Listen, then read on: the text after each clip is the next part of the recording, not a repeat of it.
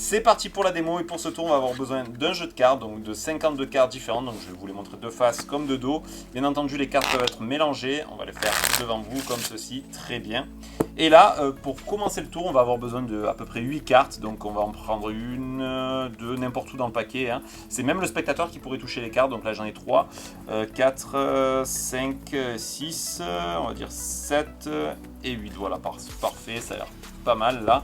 Donc au final on a 1, 2, 3, 4, 5, 6, 7, 8 cartes. Très bien, 8 cartes. On va en prendre une sans regarder les faces. On va en distribuer une pour l'éliminer. On brûle, on élimine, on brûle. Et à la fin il nous restera forcément une carte. Ça sera la carte choisie que ni le magicien ni le spectateur ne peut connaître. D'accord, c'est celle-ci. Très bien, le reste des cartes on n'en a plus besoin.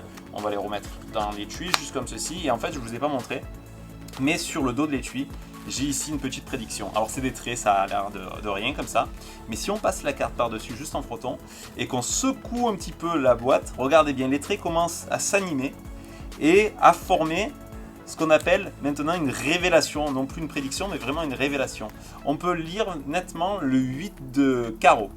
Et si on retourne la carte, on a bien le 8 de carreau. Bien entendu, ce qui est très intéressant dans ce tour pour ceux qui aiment bien tout toucher, c'est que tout peut être laissé à l'examen, c'est-à-dire que la boîte peut être laissée, le cellophane retiré, la carte correspond, c'est un vrai petit miracle et moi j'adore.